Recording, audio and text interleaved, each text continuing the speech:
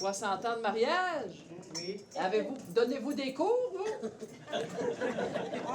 On aurait eu de quoi en donner, mais Oui. ils ne peuvent pas le suivre. C'est correct, il a le droit. Je n'ai pas été seul dans ça. Il y a passé plusieurs administrateurs depuis 7 ans et plusieurs résidents. Oui.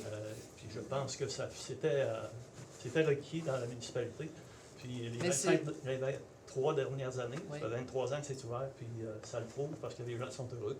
C'est un endroit où il faut bon vivre, comme on dit. Oui. Ben, je vois ça, les gens ont l'air vraiment contents d'être ici. Disons que ça faisait plusieurs années que j'aurais aimé travailler dans ce domaine-là et même partir une résidence. Après l'analyse de la situation, j'ai vu que c'était pas tout à fait... la résidence idéale, là, j'en ai pas vu dans mes recherches. Par contre, je suis tombé sur un journal d'une coopérative d'habitation dans lequel il parlait pas d'un nouveau programme, mais d'une majoration de bonification du programme Axélogie. Et à partir de cette page-là, j'ai fait des démarches pour trouver qu'est-ce que c'était. On m'a dit qu'il fallait que je passe par un groupe de ressources techniques, un GRT. J'ai contacté GRT Lévis. J'avais été dirigé vers là. Donc, avec GRT Lévis, on a fait nos premières démarches. On est allé au conseil municipal. La première fois, ils ne nous ont pas trop pris au sérieux.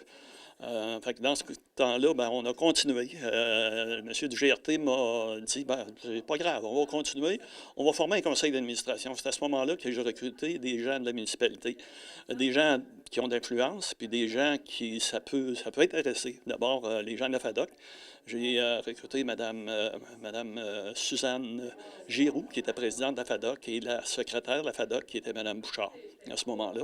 Ça a été les deux premières personnes que j'ai recrutées. Ensuite, des anciens de la Caisse, M. Raymond Fortier, M. Jean-Marc Fecteau, Martin Laberge. Par la suite est venu M. Marcel Giroux, qui m'a succédé en 2001 à la présidence. M. Giroux a fait 16 ans ici. Et un autre président qui a fait 6 ans, M.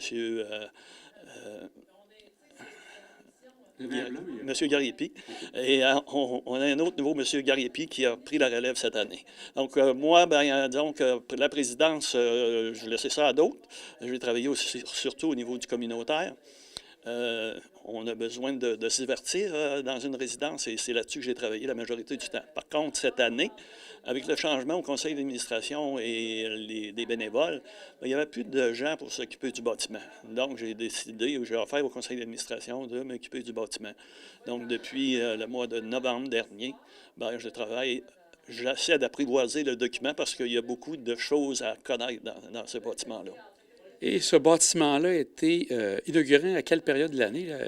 En quelle année? Il a été inauguré le 1er juillet 2000. 1er juillet 2000, après 96 réunions du conseil d'administration. Ça n'a pas été une mince tâche. D'abord, oui, on avait une subvention. Oui, on a des logements subventionnés, mais faut-il trouver de l'argent local? Donc, ça a été une tâche ardue, et dans la première phase et dans la deuxième phase, pour trouver les argents pour être capable de débuter la construction. Et vous étiez à combien au départ de résidents? En 2000, on avait 17 appartements. Même dans mon discours d'ouverture en 2000, j'ai déjà parlé d'un agrandissement, parce qu'à 17, la viabilité était peut-être déficiente. Donc, on a rajouté 20 en 2003. Et par la suite, en 2008, j'étais pas sur le conseil d'administration, je n'étais plus là à ce moment-là, mais on a rajouté 12 autres appartements avec un autre ascenseur. Donc, on a 2 ascenseurs. On a un bâtiment qui est conforme à toutes les façons. On est certifié et c'est un endroit où il fait bon vivre dans notre milieu. Est-ce qu'il y a des projets d'agrandissement encore? Non. 49 appartements pour le moment, c'est suffisant et c'est une bonne tâche pour le conseil d'administration. On sait que les bénévoles, aujourd'hui, c'est plus difficile à trouver que c'était. Donc, on a du travail en masse, puis à 49, c'est suffisant. M. Drouin, félicitations pour 25 ans et on vous souhaite encore un autre beau 25 ans pour le futur. Merci beaucoup.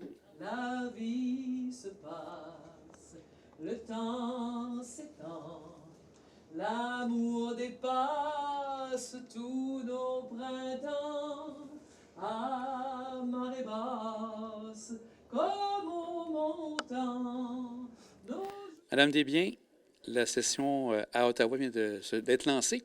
Quels sont les gros dossiers que vous regardez pour cet automne avec le Bloc? Bien, il y a plusieurs enjeux, évidemment, nationaux. Il y a aussi les enjeux régionaux.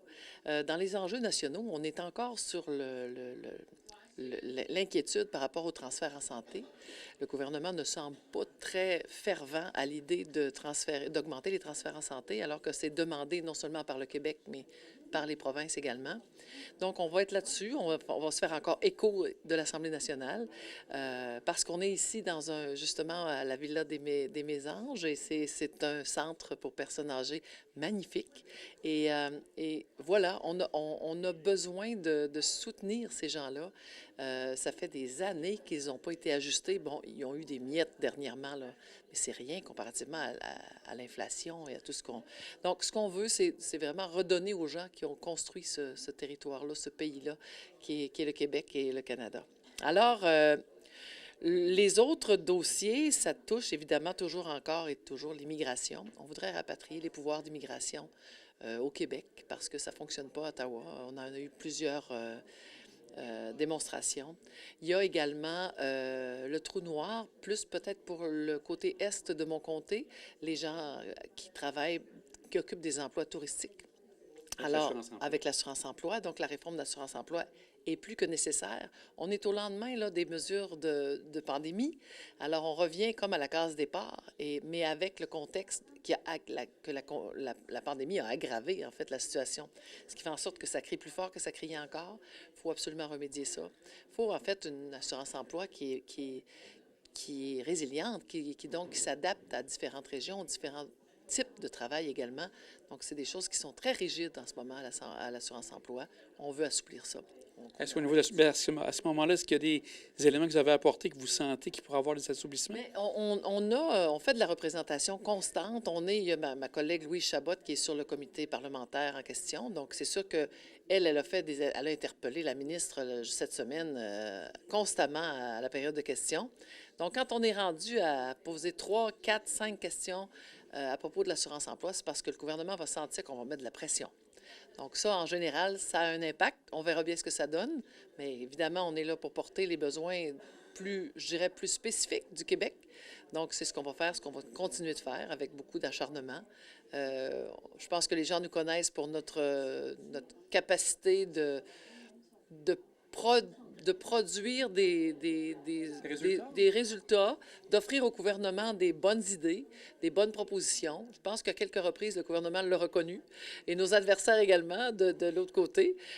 Donc, on va continuer de le faire dans une courtoisie dont on nous connaît la réputation, mais on va le faire fermement. Donc, c'est un peu la signature du Bloc de faire, je dirais, le porte-étendard de la spécificité du Québec. Évidemment, on va surveiller la loi sur la laïcité, la loi 96 sur le français.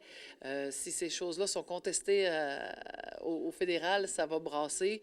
On va faire en sorte qu'on respecte les lois de l'Assemblée nationale, c'est fondamental. Donc, on va être là-dessus, évidemment. C'est sûr que dans le secteur, moi, j'ai vu beaucoup de gens de l'agriculture parce qu'on est allé les rencontrer. Et ce qu'on sent encore au niveau de l'agriculture, c'est le mécanisme mal adapté des travailleurs étrangers temporaires. Donc, encore une fois, on veut rapatrier ces pouvoirs-là chez nous. On va continuer de faire, évidemment, des pressions et d'argumenter et de proposer au gouvernement des leviers, des outils qui nous permettraient, nous, de faire notre propre immigration temporaire. Et qui, en même temps, ce qu'on veut faire comprendre au gouvernement, c'est que ça les allégerait. Et nous autres, on serait plus efficaces. Alors voilà. Mais ça prend du temps. C'est lourd, l'appareil fédéral. Très, très lourd. Ça demande de la patience. Moi, j'aiguise ma patience depuis quelques années, parce que ça fait maintenant presque 3 ans. Il a fallu que je fasse un pas en arrière des fois, puis que je me calme, parce que quand tu viens du terrain, moi, je suis une fille de terrain. Là. Sur le terrain, on se revire de bord. Je parlais aux gens tantôt qui dirigent nos BNL. On se revire de bord, puis on les trouve, les solutions. On n'a pas le choix. Là. Nous autres, on est dans le feu de l'action. Alors, quand tu arrives là-bas, oh là là! Mais bon, à force de persévérance, puis à force aussi je dirais, de doigté, on arrive à trouver les leviers et à bien les identifier. Je donne l'exemple de mon dossier sur les pêches à fascine, Ça a fonctionné. Ça a fonctionné.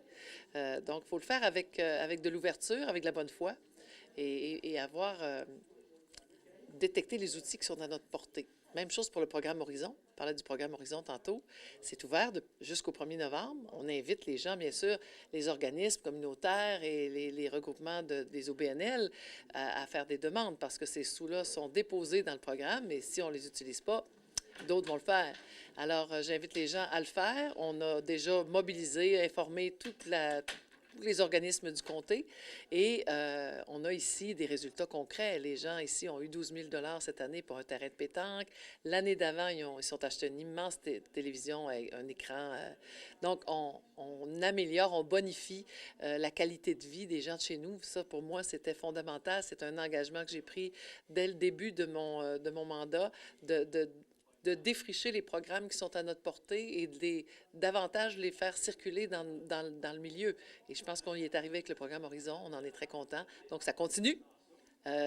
Trouvez-vous des beaux projets, puis on va être là pour vous soutenir. Et vous pouvez toujours appeler au bureau si jamais vous pensez que vous n'êtes pas sûr. Appelez-nous. On va vous dire exactement comment ça se passe. Dernière question, il y a la réforme au niveau de la carte électorale qui est en train de se travailler. Qu'est-ce que ça va amener concrètement ici? Qu'est-ce qui est en train de se discuter pour le comté ici? Bien, je sais que la MRC conteste le redécoupage. Nous autres, évidemment, on supporte la volonté de nos MRC parce que c'est eux qui ont le plein potentiel et la connaissance profonde de leurs organisations respectives. Donc, moi, je pense que c'est dénaturer un peu le comté que d'aller ouvrir dans d'autres réalités plus urbaines, peut-être encore. Mais moi, je vais être la députée de tout le monde. J'ai pas d'objection à être députée de ce qu'on me donnera comme territoire. Mais c'est sûr que ça complexe un peu les choses parce que de Baie-Sainte-Catherine là, jusqu'à Beauport, c'était assez complexe, puis c'est très diversifié.